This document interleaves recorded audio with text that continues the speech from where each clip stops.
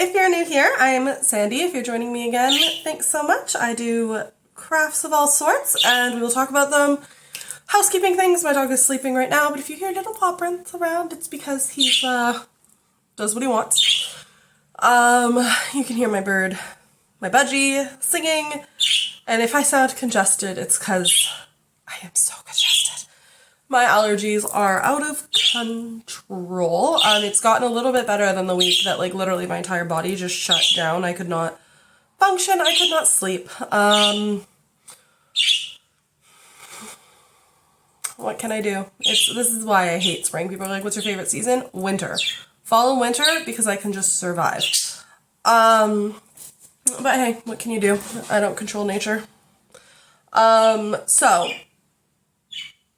knitting. So my Layette. I'll talk about this first. Is this knitting now? Is it embroidery? I don't know. I really haven't worked on it. So this is the Bare Necessities Layette. Sorry, I have like a weird piece of polish. I did my nails last night, so I have like polish residue. Oh boy, are we having an extra ADHD day today. Fun. So this Layette. This is the Bare Necessities Layette by Bliss, and I'm making it in the recommended Cashmerino. I've been working on this for ages, and I was going to back the blanket with linen, so I posted on my knitting group just asking if anybody's done it on a machine, because maybe I could like cut some corners. Also machine stitching does tend to look nicer, and everybody pretty much said don't do that. Don't back it at all. You're gonna, you know. So my best knitting friend was in town on the weekend as well, and she actually has a lot more experience with babies than I do. I haven't really been around a baby since, I mean, my cousin's 22 now, and that was probably the last time I like actually was involved with a baby. I tend to like avoid babies because I'm not a kid person, you know. Like, I like them, they're cute. I like the concept of them, great. I just don't, I'm not the type that'll see a baby and be like, oh my god, I need to hold it, I need to touch it, I need to be around it. It's like, good, that's your baby. You know, I like my friends' babies. They've all had them since I moved. You know? Especially the really little ones. I'm just scared that I'm gonna break them. I don't know. But, yeah, so she said that this is actually fine. The baby's fingers won't get caught in it. So, yeah, I'm excited for that. I think now I just need to finish embroidering the sweater. I don't like the buttons I picked, so I'm going back on Saturday to the fabric shop, and I'm going to buy some buttons, but I'm actually going to bring the sweater, and I'm hoping maybe I can, like, match this color on the eyes and the noses. So, yeah,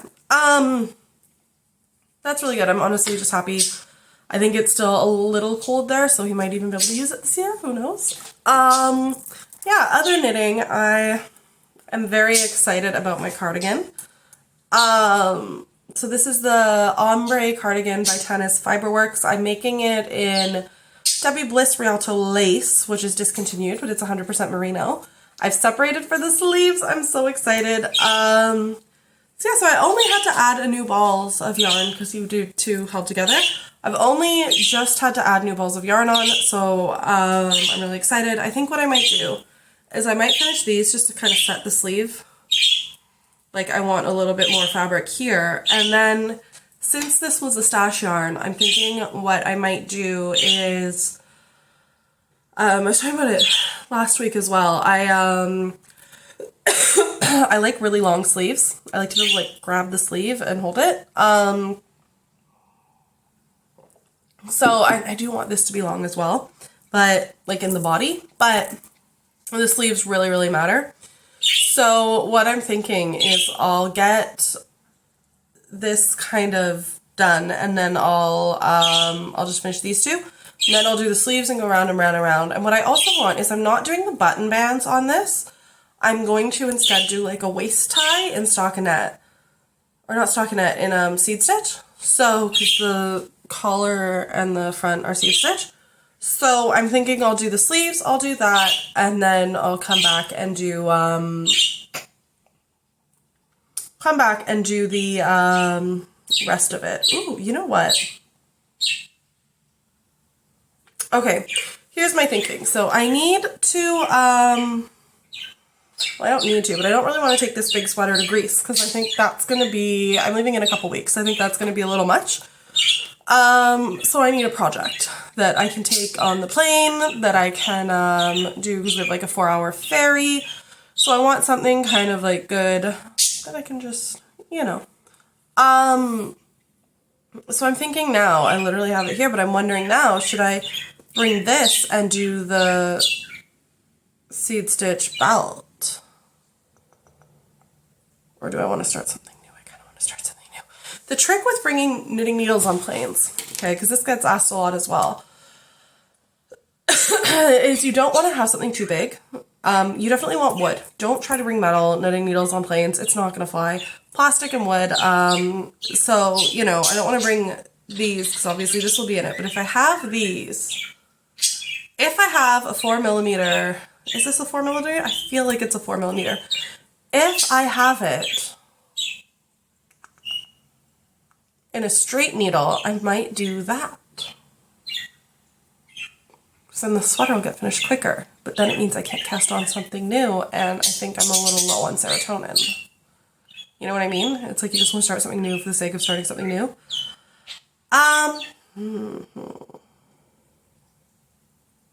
Let me know what you think. Well, I'll tell you what I would be starting if I start it. So, in my unpacking adventures, apparently, as my husband so astutely found last week, that if you open any drawer, if there's like a storage ottoman that you like lift up, there's yarn.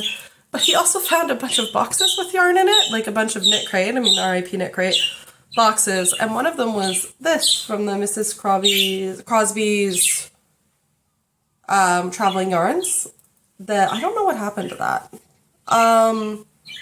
But this is delicious. It's bulky weight, 90% superwash merino, 10% nylon.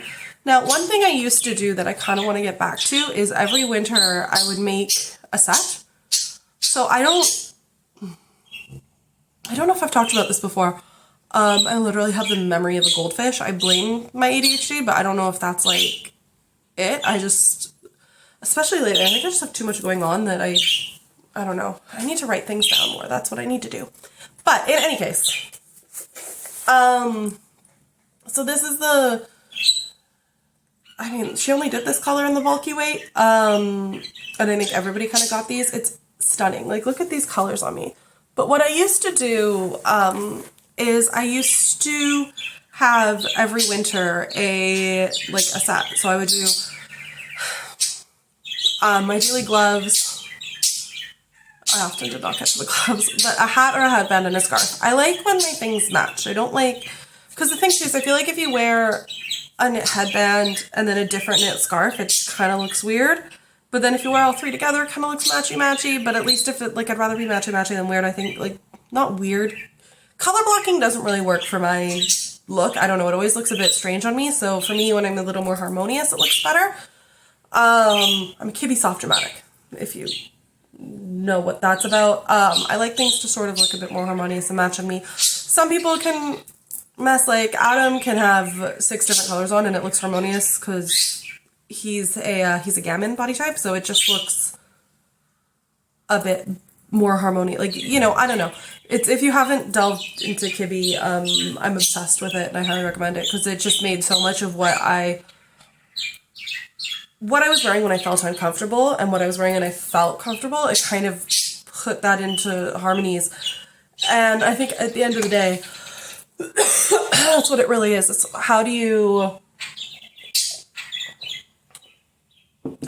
you wearing when you feel comfortable? You know what I mean?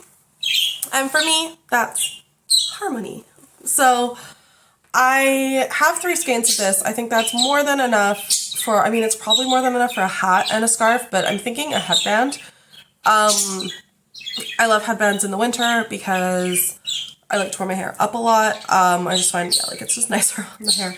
So I'm thinking, I found a couple patterns, maybe. So what I'll do is I'll make the headband or the scarf and then just match the stitch. So I don't know if you have any good bulky weight, really like nice headband patterns that work for variegated yarn, because I love highly variegated yarn. I think it's beautiful, but it's like, what do I do with it? Because sometimes things can look, I don't want the stitch to compete with the beauty of the yarn. I want it to enhance. So if you have any particularly good ones, let me know.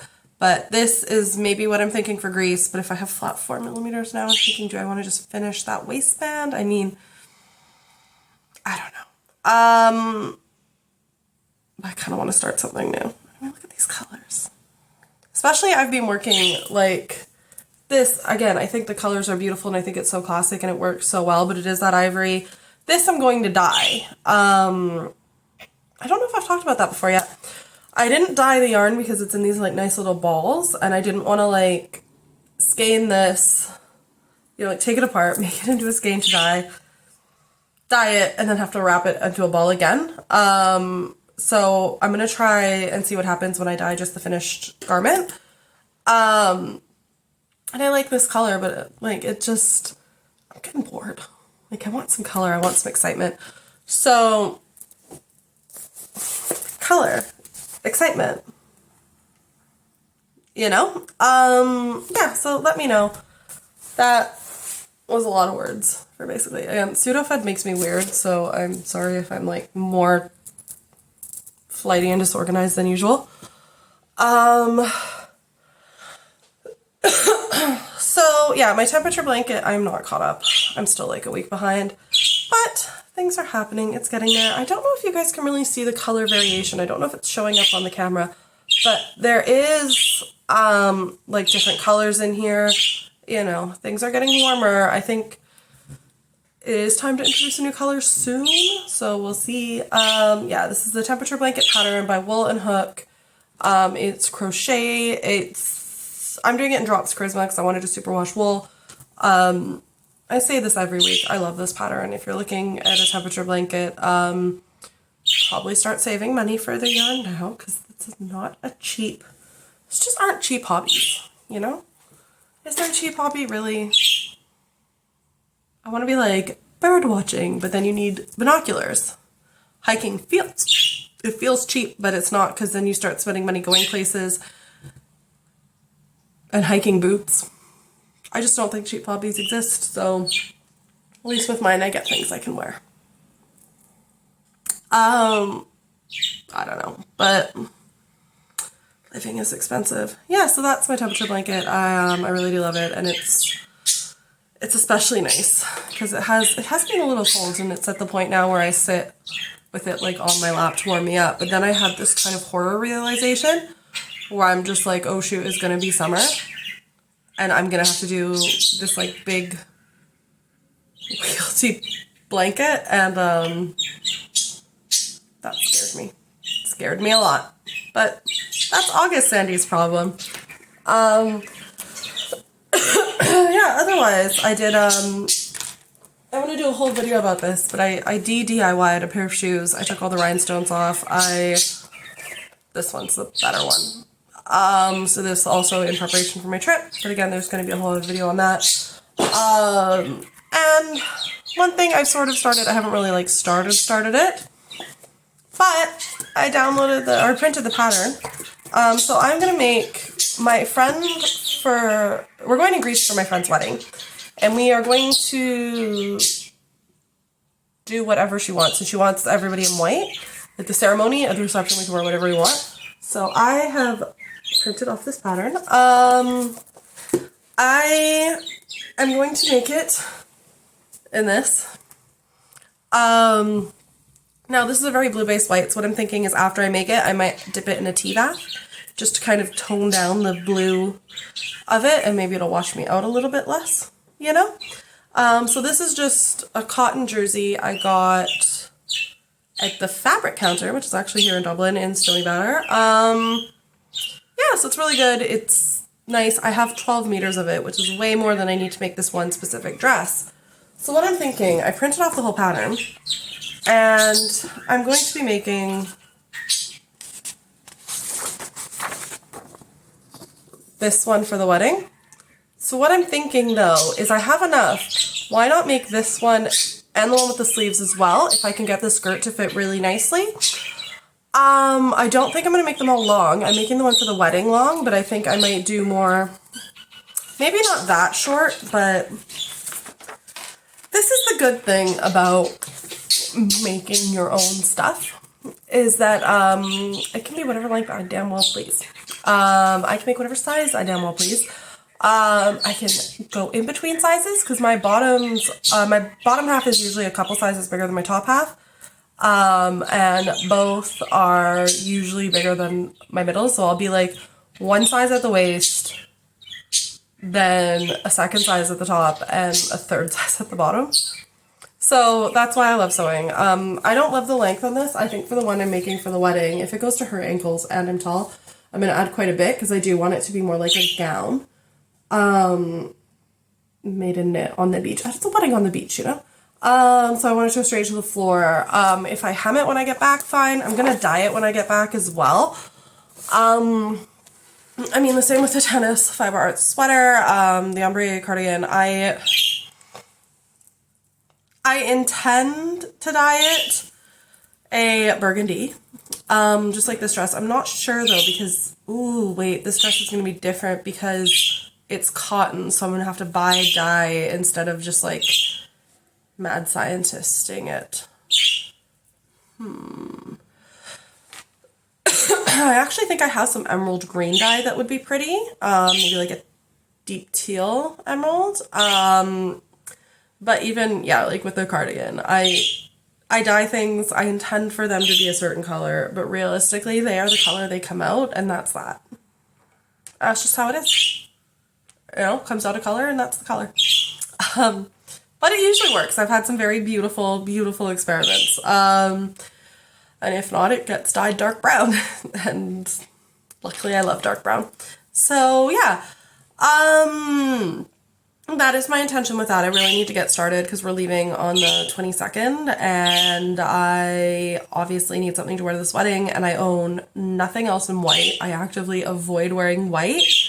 So yeah, yeah, she said like white is her preference, but blue, yellow, beige, and some brown is acceptable. She wants it to really like echo because she's getting married on the beach, she wants it to like echo the colors of the beach. So, you know, and then I figure I'll get some white roses, do my hair that morning. Hopefully it'll be really pretty, and I have like a nice blue wrap, so very oceanic, maybe. I don't know. Yeah, I haven't done a lot of crafts today, so I started this morning because it is, Good Friday, it's Easter weekend. So on Good Friday, my family doesn't eat meat, and even though I don't really have religious reasons to do it, I'm just scared that my Nonna will, like, hunt me down and kill me if I do. I don't know, she always knows. Like, I live literally a 9-hour flight from her, and yet I ate meat on Ash Wednesday and she knew, and it scares me. So just play it safe. So I made some sauce because I can make the sauce in advance. So I decided I'll just film what I do because a lot of people ask like, oh, how do you make authentic Italian sauce? And on that point, there is a disclaimer with this because people get really protective of their sauce recipes, which is fair. Any food, really, like any kind of traditional food, especially in Italy, it's one of those things where you like, I mean, you ask 10 Nonnas what they do and you'll get 11 answers. Like, you know, you ask 10 people, you get 11 answers. I mean, with Nonnas, you'll get like 15 to 20 answers. Even to like yesterday, I was talking to my Nonna. She's like, oh, I always put butter in it. And I'm like, you literally have never done that. Like, I've made this with you a million times and I've literally never seen you put butter in it. But if that's what you're doing now, it's like, you know, it's, I don't know. It's just one of those things. So if your family makes their sauce a different way, I'm sure it's absolutely delicious. My husband's family makes their sauce a completely different way. My Nonna was from Treviso. My Nonna's from Abruzzo. So it, kind of has both of those influences in a way. I mean, she never used garlic until my Nonna passed away. I use an amount of garlic she would say is completely and totally excessive. I gravely disagree. I love garlic. We like, you know, my husband and I like things a little spicier, so I'll use a little more chili. But that's the beauty of cooking, isn't it? It's that you can put whatever you want in. So with that, here is how I make my sauce. Okay, so I have everything I need here. I have celery, onions, garlic. Where did my passata go? I have 2 of these of passata, 2 cans of just peeled tomatoes. Now I have rosemary from my plant. I have 1 pack of sage, 2 packs of parsley, 3 packs of parsley, but I'm only gonna use 1. And or maybe I'll just use it all. And 2 packs of basil, and I might get some basil with my plants. I have chili peppers in a jar. I have bay leaves. And then this is a vegetarian sauce, but I'm making it not vegetarian for tonight. So I have some, just like a housekeeper's cut to roast. So I think it's a top round, or yeah, I think it's called a top round. Just basically like a really lean piece that needs to be braised that's good for pot cooking. Yeah, so this is why I want to make herb planters so bad, by the way, because that is just too much plastic and it gives me anxiety. But that is what we have so far. So I am going to start prepping this and I'll show you how to do it. Okay, so on the stove I have, first off, my beef browning. Now, my Nonna never browned her meat. She just, she would cut that into steaks and tossed it right in the sauce with meatballs and sausages like this. Oh my god. But I have time, so I'm doing it. In the vegetarian one, for Good Friday, I have, this is just a good layer of olive oil. You want to use a good amount of olive oil simply because it, you don't get fat from meat in this. Now, in this, as it slowly warms up, I'm going to toss in a bay leaf. I'll pop one in there as well. And I'm going to do,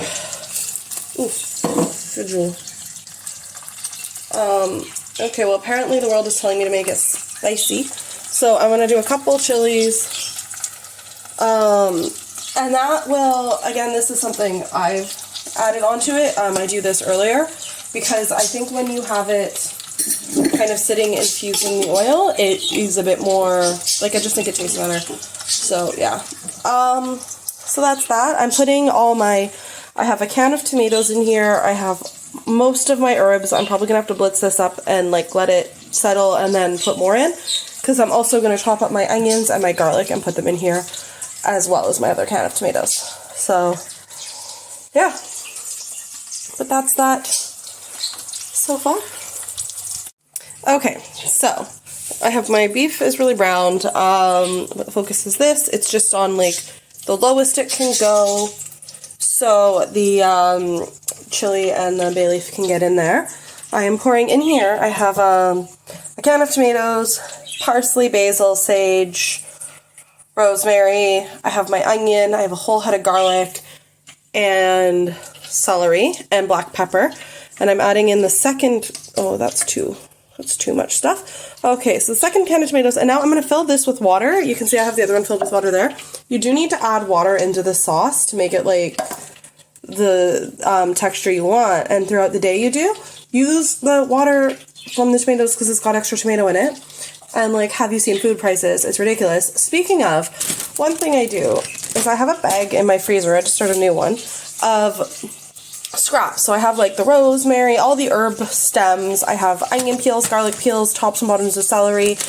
Everything is cleaned, it's been washed, rinsed, and that sits in my freezer. And then when I need vegetable stock, or when that's full, I put everything in there. I put the tops of tomatoes, even the vines of tomatoes are so good. I put the stems of mushrooms, anything that needs it goes in there. And then at the end of, or when it's full, I have a really good, easy, basically free vegetable stock, or vegetable stock for this one. For chicken, I only save onion, carrot peels, parsley, and that becomes my chicken stock.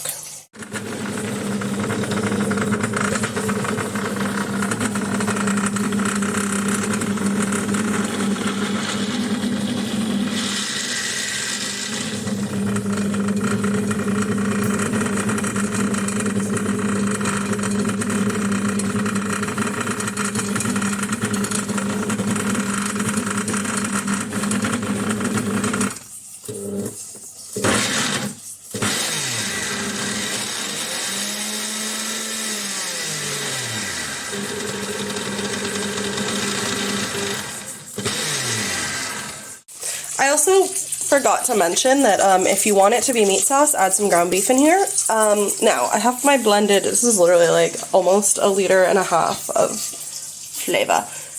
This smells amazing. And I know it doesn't look that good now, but oh my god, it smells like this is I think my favorite smell in the whole world. So what I'm going to do also, if you want a really good thing just to do with this mix, you can do kind of like chicken en papillote with like a chicken breast, and or even my Nonna just wraps it in foil. Put this on top with like, add some salt obviously, and just like slather it on top and then bake it like low. Oh my god, it is amazing. Kind of wish I'd done that today. But yeah, if we're making meatballs, we usually save a couple spoonfuls of this as well to go in the meatballs, along with more parsley, breadcrumbs, eggs, and a bit more onion. But next time I make this and I make meatballs, I'll do this again. So what we're doing now, listen to that. A little bit in here. And yeah, like when I make this, I am making this, hopefully I will have many days worth of sauce, because it's kind of a pain. And again, see this empty vessel? Pour those in there, and now you actually have a pretty clean can. So you got all the tomato you could out of that. And throughout the day, you're going to be adding,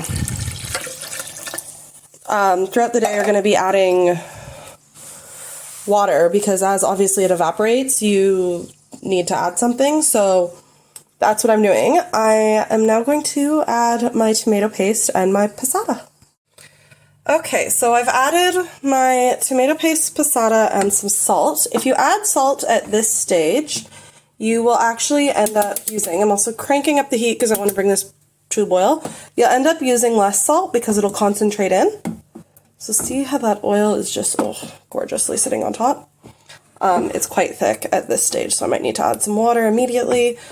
But yeah, as you mix it in, it again doesn't look that red and appetizing now, but as it sits and it bubbles away, it'll get deeper, richer, just absolutely insanely delicious. So what time is it? Hey Google, what time is it? It's 11:27 a.m. Okay, so it's 11:27 now. I plan to eat this one at 7. I think it is time for me to have some breakfast though. So I'm gonna do that. Yeah, like literally you want to start this as soon as you wake up. Oh, I want to get that bay leaf in there. So this one will just braise away all day and it'll be so good by 7 o'clock. And yeah, so you just want to stir it every so often. You don't want it to catch. You want to add water when it looks like it needs it. I also washed out my passata containers and I threw them all in here. So yeah, I'll probably end up using all that, to be perfectly honest. Oh, this one's bubbling away. So now that I brought it to a boil, I can turn it down to 1. And once this one does, I'll do the same. And yeah, it's so simple. I mean, it takes a bit of work, especially peeling like my garlic, peeling the onions, doing all the herbs, but it is worth it. And this will probably be like 2 or 3 nights. I mean, this is going to be tonight's dinner plus 2 lunches for Adam, and this is going to be probably like 3 nights dinner. So, well worth the effort. So, updates on the sauce. It is now, hey Google, what time is it? It's 1:45 p.m. I didn't even want the damn speaker, but now I'm obsessed with it. So it's now 1:45, and as you can see, it's gotten really thick. The one with the meat, I've just been turning it every so often to try to get like an even braise, is going well as well. Yeah, might add a bit more water. I've already had to add water a couple times. You can see on the side how much it's reduced. Yeah, but the reduction is what makes it, is what makes it tasty and delicious. So we'll just mix that in. And shoot, I forgot I have a Parmesan rind for this. I'll throw that in as well. Anyway, back to me. Okay, so I hope that was informative. I'm not the best at filming myself cooking, especially I did that right when I woke up and I looked awful. Like it it takes me until like 1 o'clock to actually look like I'm alive. Yeah, and so with the meat, I think I said it, but just to reiterate, if you want meatballs, I'll just, next time I make meatballs, if you're interested, if people want that, I'll film it. But you can put like, she buys the cheapest steaks. For like just a meat sauce, she'll use ground beef. And my favorite is she'll take just sausages and put them in. And she doesn't cook her meatballs beforehand or anything. She just puts them in the morning, and by nighttime they are perfectly good. Yeah, so that's how it's done. But honestly, the sausages, like sausages in pasta sauce all day, are just so good. I think that's my favorite. But anyway, yeah, let me know how you're doing. Thanks for making it this far. Yeah, stick around if you want more of this. I'm going to put an entirely separate video on those shoes up on Friday, which is going to be something different than I usually do, but hopefully you guys like it. So, we'll see you later. Bye!